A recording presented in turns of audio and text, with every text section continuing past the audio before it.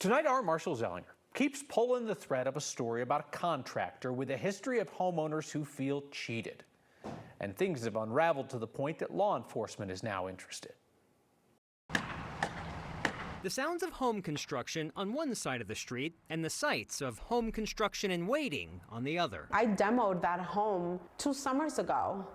And the other day I drove by and still the same. As a subcontractor, Yesenia Perez helped get homes ready for a remodel. She says her bank account was also demolished. I never thought he wasn't going to pay me until it became $20,000.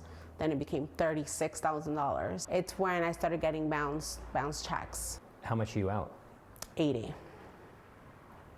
$80,000, yeah. She kept the text messages between her and Sean Schwalb from Schwalb Builders. Hi, Sean. Checks from 3 weeks ago bounced again. Schwalb Builders is the same contractor Noel and Kevin Collins paid $260,000 to remodel their home north of City Park. Look at the size of this door.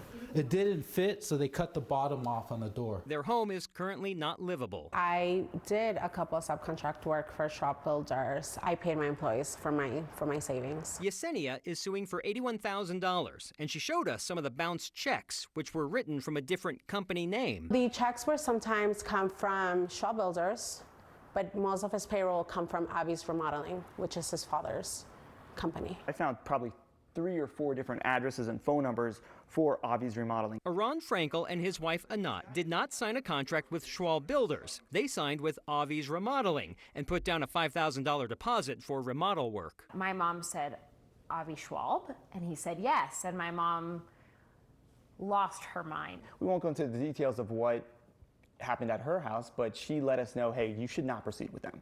So we told them, and we said, hey, sorry, we don't feel comfortable proceeding. They said, no problem, we'll get you back your deposit. That led to Iran becoming an amateur investigator to try to serve a lawsuit. I went to go find Schwalb Builders, even though I wasn't serving them. And it was well, you drove to all the addresses. I drove to all the addresses. It was boarded up. Again, 3 or 4 different addresses. And at that point, I started realizing, wow, something's going on. He looked through reviews to connect with other people in his situation. The same type of reviews that helped him pick his remodel company in the first place. It's not like one of those obvious scam stories that your 70-year-old parents fall for, right? They get the email from the Prince of Zamunda and says like, hey, why don't you come join me in this business adventure, give me $10,000, right? It wasn't anything like that. It's a professional business with a great, I mean, everything looked amazing. How do we prevent that from happening? I spoke with the owner of Avi's Remodeling before my first story on his son's business, Schwalb Builders. Avi told me they are separate companies, but did not answer the phone today when I wanted to find out why his checks were involved with his son's business, as you saw in this story. I talked with someone from North Glen Police, Kyle, who tell me they are looking into Schwalb Builders, but wouldn't elaborate anymore. And so that's the one question I've had from several people is like, I've got this issue, I've got this issue, I've got this issue, but it's all civil, not criminal. Yeah, so set these folks aside. So suppose that I own a business, we'll call it Shady McGrady Remodeling.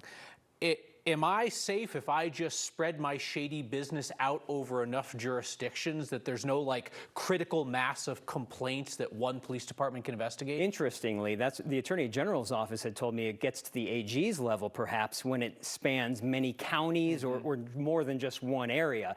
I liken it to like an E. coli outbreak. You need enough people in the know to know about your situation so that for this instance, law enforcement here, law enforcement here, law enforcement here, if they need to know about it, then they can start talking to each other, say, hey, is this civil, is it criminal? Let's take a closer look. Yeah, Shady McGrady Remodeling would be a really terrible name for a business. Let's look up and see if it's used already in the state. You will too.